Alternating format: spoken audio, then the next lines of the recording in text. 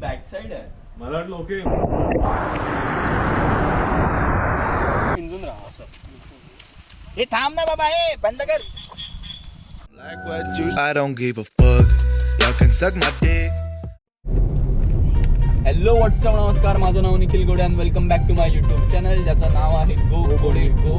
आज बऱ्याच दिवसानंतर आपण चाललो एका ट्रेकला. मीन्स मध्ये गणपती आलेले, सो गणपतीच्या दिवसात ट्रेकला जाणं जमलं नाही आणि त्याच्या आधी गणपतीची तयारी वगैरे. सो आज खूप दिवसांनी मुहूर्त साधून आपण सगळे एका ट्रेकला चाललो आहे. आणि आज दुपारी आम्ही 12ला वगैरे निघालो असू दहिसरमधून, बट एवढी ट्रॅफिक अँड ऑल लागलं ना की आम्हाला आता इथे पोचता 5-6 वाजल्यात. आमचा इनिशियल प्लॅन होता की आज बाहुली धरण बघायला जायचं, बट एवढं लेट झालं की आम्ही डायरेक्ट माझ्या गावी घरी चाललो आहे. आणि त्यानंतर मग आम्ही उद्या नाही तर परवा बाहुलीला जाऊ आणि उद्या रतनगड ट्रेकसाठी जाऊ. आणि आजची स्पेशालिटी म्हणजे आता मी पूर्ण 7 तास ड्राईव्ह केला आहे आणि हे सगळे झोपून होते. सो आता मी घरी गेल्यावर झोपणार आहे. आणि कोण जोशी आणि सावे झोपून होता. सो आजचं स्पेशल आहे की आज आम्हाला जोशी पावभाजी बनवून देणार. जोशी काय काय घेतलंय पावभाजीसाठी? तुला लक्षात नाही का असं कसं आचारी तू? कोथिंबीर, लिंबू, बटाटे, शिमला मिरची, टमाटर अशा इत्यादी गोष्टी आहेत. मटार विसरलाय. मटार विसरलोय पण बिना मटारची बनवू आपण. ठीक. पावभाजी मध्ये कोथिंबीरची काय करायचं? कोथिंबीर वरतून टाकायला. भुरभुर राहिला रे. Salt best.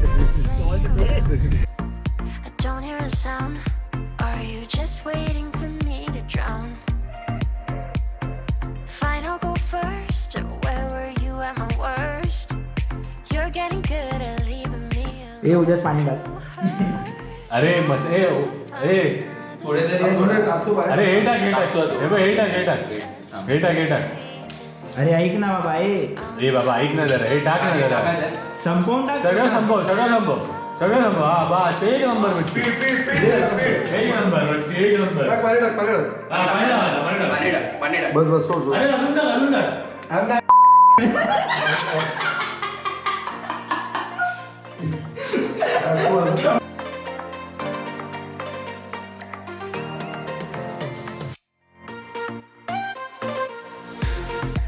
दुसऱ्या दिवशी सकाळी लवकरच उठून आम्ही रतनगडाकडे निघालो. माझं गावचं घर ते रतनवाडी हे अंतर कापायला आम्हाला सुमारे 2 तास लागले.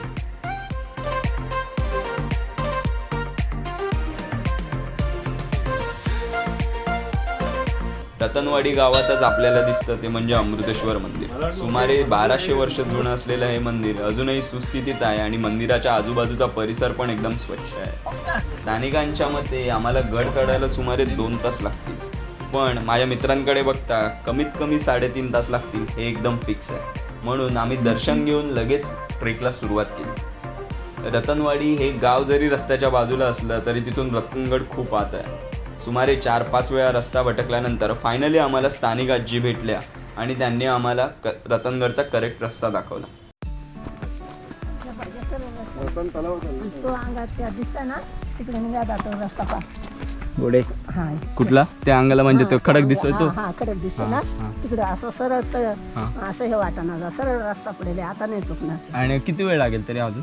तुम्हाला 2 तास झट गेलं ना तर 1-1.5 तासात असं. आणि परत जायला परत यायला लागेल. रस्ता कुठून? रस्ता सरळ आहे हा. नाही परत यायला हाच रस्ता का आता आलो तो? आता हे आलंय ना हेच रस्ता नाही या तुम्ही.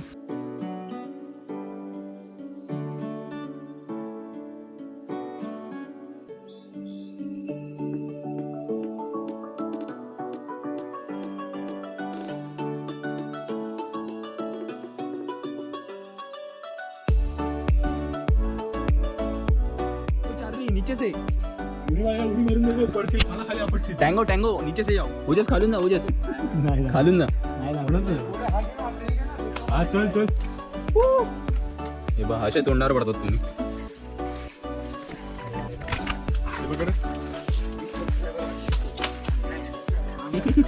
गप्पच ना. अर्धा घर चढल्यावर रस्त्यातच एक मुलगा लिंबू सरबत विकत होता. एवढ्या थकलेल्या अवस्थेत जर लिंबू सरबत मिळाल्यावर कोण सोडणार, म्हणून आम्ही सगळ्यांनी लिंबू सरबतावर ताव मारला आणि आमचा ट्रेक कंटिन्यू केला.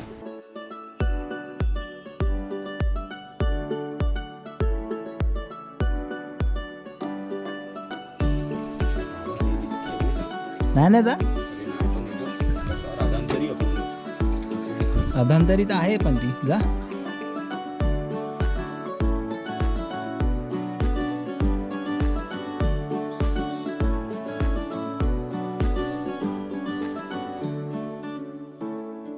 माझ्या अंदाजाप्रमाणे आम्हाला गड चढायला 3.5 तास लागलेच, पण एवढ्या मेहनतीनंतर गडावर चहा बिस्किट खाल्ल्यावर एकदम फ्रेश वाटलं.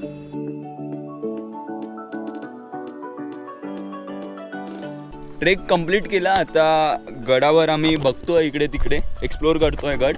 आणि ॲज युजल मी माईक ऑफ ठेवलेला, सो मध्ये जे पण बोललो आहे त्याचा व्हॉइसच नाही आहे, बट मी ट्राय करीन चांगला ब्लॉग बनवायचा. आणि आता इथे एक जागा आहे नेड म्हणून, तिथे मस्त म्हणजे एवढी फोटोजेनिक जागा आहे तिथे. आम्ही मस्त तिथे चहा प्यायला फोटोज काढले आणि आता फिरतोय. आणि आता किती वाजलंच, किती 3:15 वाजले. ट्राय करू 1.5-2 तासात खाली पोचायचं, कारण की परत इथून माझ्या घरी जाता जाता रात्र होते, मीन्स 2.5-3 तास लागतात. सो आता पटपट रॅपअप करायचं ट्राय करतोय.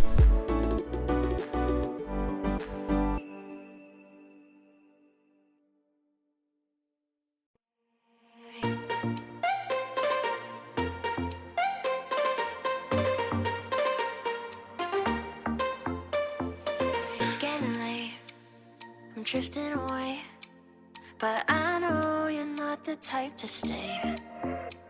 When out with your friends, disappear after 10. God knows when I'll see you again.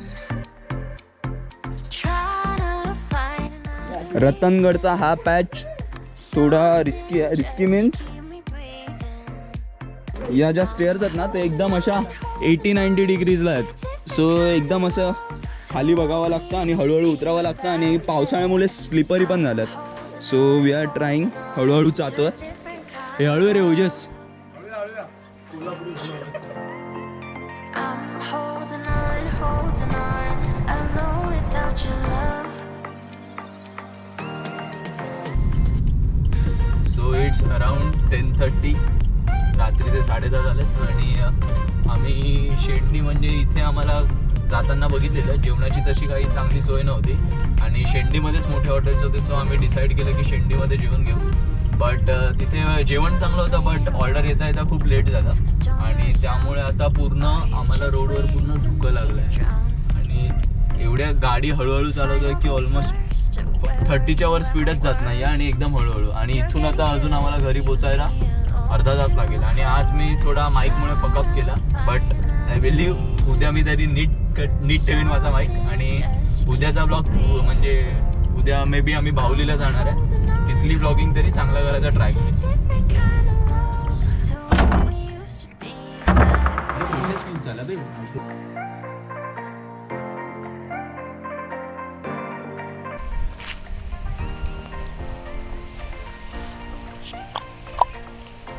So this whole hour is our. So आम्ही थोडी फुलं घेतोय घरी न्यायला आणि हे मला हेल्प करतात आणि यांना पण फुलं घेतो आम्ही थोडी.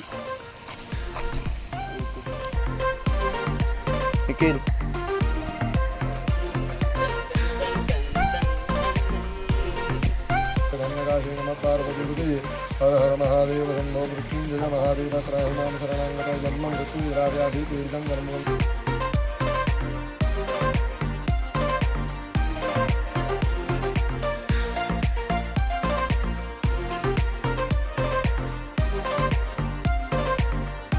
सकाळी लवकर उठून आम्ही शेतात फेरफटका मारायला गेलो घरी न्यायला. म्हणजे दसऱ्याचा सीझन आहे आणि नवरात्र पण आहे, सो आम्ही फुलं तोडली घरी न्यायला थोडी थोडी. आणि त्यानंतर खाली एक तीर्थ आहे, तिथे दर्शन घेतलं. त्यानंतर आता आम्ही निघालो आहे बाहुली धरणाकडे. आणि आता तुम्ही माझ्या मागे बघताय हे महाराष्ट्रातलं सर्वोच्च शिखर, ते म्हणजे कळसूबाई. आणि इथे पुढे गेल्यावर आपल्याला लागतील ते म्हणजे अलंग, मलंग आणि कुलंग. आणि त्याच्या खालीच आहे ते बाहुली धरण. It's getting late, I'm drifting away, but I know you're not the type to stay. When out with your friends, disappear after 10. God knows when I'll see you again. Try to find another reason बाहुली धरणाच्या थोड्याशाच पुढे हा धबधबा आहे. कारण की आज Sunday आहे म्हणून बाहुलीला प्रचंड गर्दी आहे. आम्ही पुन्हा फिरून या धबधब्याला आलो. बाहुलीला प्रचंड गर्दी होती, बट त्याच्या पुढे हा एकदम छोटा नाही म्हणता येणार, बट नॉट सो क्राऊडेड, आणि याचं पाणी पण खूप क्लीन आहे आणि थोडंसं आतमध्ये पण एकदम मस्त असा धबधबा आहे आणि आता धबधब्यात आम्ही एन्जॉय करतोय. Meanwhile,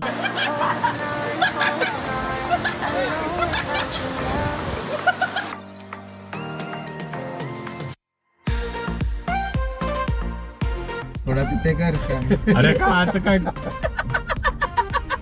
हा ठीक आहे.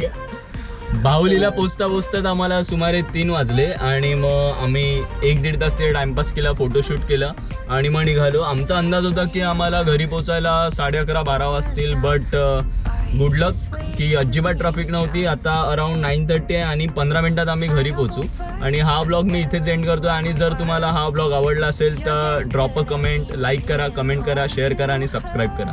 Trying to find another reason, something just to keep me breathing.